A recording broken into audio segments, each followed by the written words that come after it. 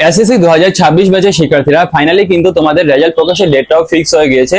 So স্ক্রিনে দেখতে পাচ্ছ একজন শিক্ষার্থীর রেজাল্ট কিন্তু নম্বর সহ শো করছে, অর্থাৎ এই শিক্ষার্থীটা কোন বিষয়ে কত নম্বর পেয়েছে সেটা কিন্তু দেখা যাচ্ছে।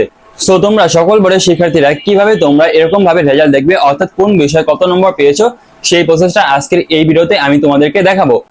মার্কশিট সহ রেজাল্ট দেখার জন্য তোমরা তোমাদের ফোন থেকে চলে যাবে ক্রোম ব্রাউজার অ্যাপে। এখানে আসার পর তোমরা এখানে লিখে সার্চ করবে ই বোর্ড রেজাল্ট। দেখো তোমাদের বোঝার সুবিধার জন্য আমি স্ক্রিনে বড় করে ই বোর্ড রেজাল্ট লিখে দিয়েছি, তোমরা সেখান থেকে দেখে টাইপ করে নিবে তোমাদের ব্রাউজারে। সো আমি এখান থেকে ই বোর্ড রেজাল্ট লিখে টাইপ করে নিচ্ছি। তারপর এখান থেকে তোমরা সার্চ করে দিবে।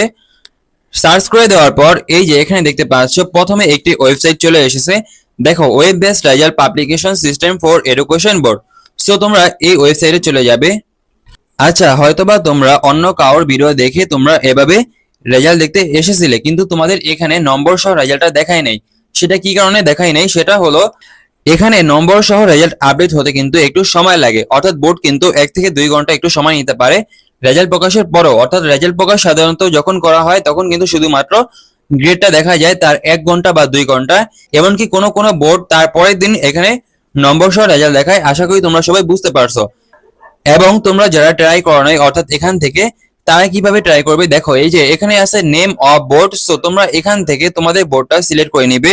দেখো বরিশাল, চট্টগ্রাম, কুমিল্লা, ঢাকা এভাবে সকল বোর্ডগুলো দেওয়া আছে। সো তোমরা তোমাদের বোর্ডটাকে এখান থেকে সিলেক্ট করে নিবে। সো আমি এখান থেকে ঢাকা বোর্ডটাকে সিলেক্ট করে নিলাম।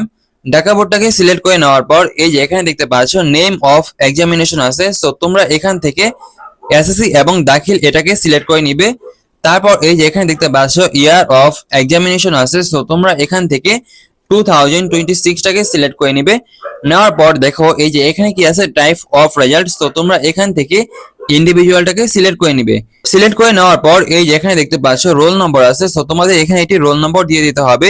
সো আমি এখানে একটি রোল নম্বর দিয়ে দিলাম। রোল নম্বরটা তোমরা তোমাদের অ্যাডমিট কার্ডে পেয়ে যাবে। তোমাদের রোল নম্বর কিন্তু 6 ডিজিটের হবে। তারপর এখানে তোমাদের রেজিস্ট্রেশন নম্বরটি দিয়ে দিতে হবে। তোমাদের রেজিস্ট্রেশন নম্বরটিও তোমরা তোমাদের অ্যাডমিট কার্ডে পেয়ে যাবে। সো আমি এখানে একটি রেজিস্ট্রেশন নম্বর দিয়ে দিলাম। রেজিস্ট্রেশন নম্বর দেওয়া হয়ে গেলে এই যে এখানে দেখতে পাচ্ছ আমাদের একটি ক্যাপচা চলে এসেছে।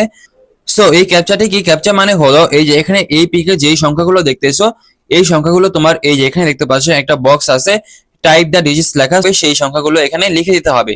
দেখো 73 এবং কিন্তু 17 লেখা। সো আমরা এখানে 73 এবং 17 লিখে দিব। লেখার পর এই যে এখানে দেখতে পাচ্ছ ভিউ রেজাল্ট নামে একটা অপশন আছে। সো তোমরা এখানে ক্লিক করে দিবে। এখানে ক্লিক করার পর এই যে দেখতে পারবে এরকম ভাবে কিন্তু তোমাদের রেজাল্টটা চলে আসবে যখন তোমাদের রেজাল্ট দিবে। অর্থাৎ তোমাদের বোর্ড থেকে যেই কয়টা বাজে রেজাল্ট দেওয়ার কথা বলা হয়েছে সেই কয়টা বাজে এখানে তোমরা রেজাল্টটা দেখে নিতে পারবে। সো এখন প্রশ্ন থাকতে পারে যে ভাই আপনি এখান থেকে কিভাবে রেজাল্টটা দেখলেন।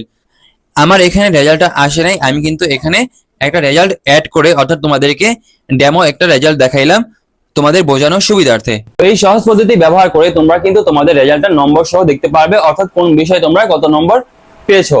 এবং আমি পরবর্তী ভিডিওতে কিন্তু তোমাদের কলেজ ভর্তি সম্পর্কে, অর্থাৎ যাবতীয় তথ্য, এবং কিন্তু তোমাদের কলেজ ভর্তি আবেদন কিন্তু অনলাইনে করতে হবে এবং কলেজ ভর্তি হতে কিন্তু তোমাদের টাকা লাগবে, সেই টাকাটাও কিন্তু তোমাদের অনলাইনে পেমেন্ট করতে হবে। সো তোমরা কিভাবে করবে এরকম যাবতীয় সকল প্রসেস গুলো কিন্তু আমি তোমাদেরকে ভিডিওর মাধ্যমে জানিয়ে দিব। সো তোমরা সবাই আমাদের এই ইউটিউব চ্যানেলটিকে অবশ্যই সাবস্ক্রাইব করে রাখবে এবং এই ভিডিওটা অবশ্যই একটি লাইক দিবে।